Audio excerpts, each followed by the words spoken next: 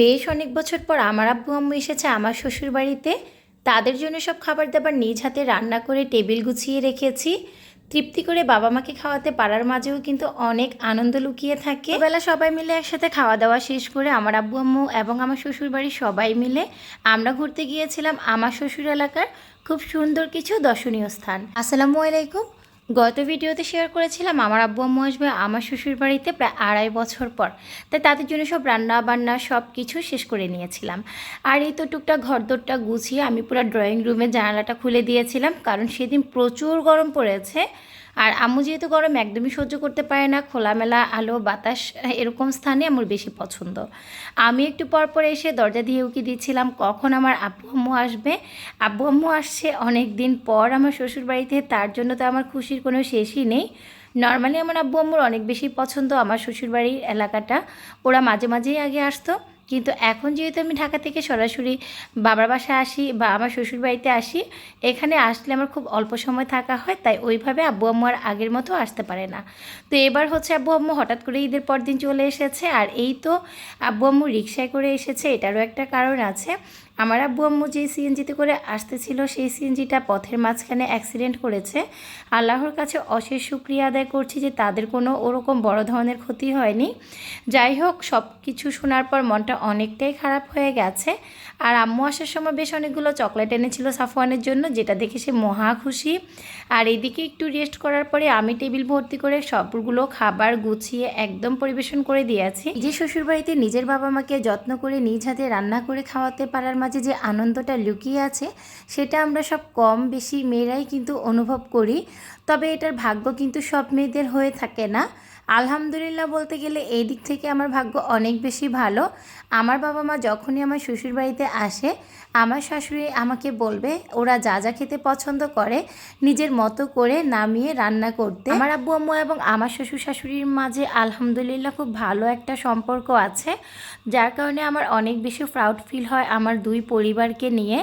আর এই তো দুপুরে খাবার দাবার শেষ করে আমি আমার দুই পরিবারকে নিয়ে এখন একটু ঘুরতে বের হব। যেহেতু এটা ঈদের দ্বিতীয় দিন ছিল, ঈদের দিন কিন্তু আমরা ওইভাবে কোনো ঘোরাঘুরি করিনি, কারণ পরের দিন আব্বু আম্মু আসবে, সেই জন্য সবাইকে নিয়ে একসাথে ঘুরতে যাব। আর এই তো এখন হচ্ছে আমার আব্বু আম্মু, আমার শাশুড়ি, আমার দেবর এবং আপনাদের ভাইয়া শাপনিউ, সুমাইয়া, নাইমা সবাইকে নিয়ে আমরা একটা মাইক্রোতে করে চলে যাচ্ছি ঘুরতে। আমার শ্বশুর যেহেতু জার্নি করতে পছন্দ করে না, তাই বাবাকে আমরা বাসায় রেখে গেলাম। আর এই তো আমরা একে একে সবাই এখন গাড়িতে উঠে গিয়েছি। যেহেতু আমরা সবাই মিলে যাচ্ছি, তাই কোনো সিএনজিতে জায়গা হবে না দেখে একটা মাইক্রো আগে থেকেই বলে রেখেছিলাম। আর দুই পরিবারকে নিয়েই তো একসাথে এখন আমি রওনা দিয়ে দিয়েছি। এটা যে আলাদা একটা আনন্দ বা এটা যে আলাদা একটা মজা, এটা আসলে যাদের পরিবারের এরকম বন্ডিং আছে তারাই বুঝতে পারবেন। আলহামদুলিল্লাহ বলতে পারেন আমি এদিক থেকে অনেকটা ভাগ্যবতী। আমি আমার শ্বশুর শাশুড়ি এবং আমার শ্বশুর পরিবারের সবার অনেক বেশি ভালোবাসা পাই। তবে হ্যাঁ, এটা কিন্তু আমি অর্জন করে নিয়েছি। ভালোবাসা পেতে হলে ভালোবাসা দিতে হয়। আমি হয়তো তাদেরকে ওইভাবে ভালোবাসা দিয়েছি বলেই ওইভাবে ভালোবাসাটা পাচ্ছি। আলহামদুলিল্লাহ, আল্লাহর কাছে লাখ লাখ শুকরিয়া। কথা বলতে বলতেই আমরা এখন চলে এসেছি। যদিও মসজিদের নামটা আমি সঠিক জানি না, তবে যতটুকু জানি ভুল হতেও পারে, এটা আসলাম মসজিদ নামেই হয়তো পরিচিত। এই মসজিদটা হচ্ছে ফজুমিয়ার হাট থেকে একটু ভিতরের দিকে। আমি যেহেতু এখানে সব সময় থাকি না, তাই আমি জায়গার নামটাও ঠিকমতো ওইভাবে মনে নাই বা হচ্ছে ভুলে গেছি। যাই হোক, যদি জায়গার নামটা কোনোভাবে ভুল হয়ে থাকে অবশ্যই আপনারা ক্ষমা সুন্দর দৃষ্টিতে দেখবেন। আর এই মসজিদটা দেখতে কিন্তু এখানে অনেক অনেক মানুষ ভিড় করে।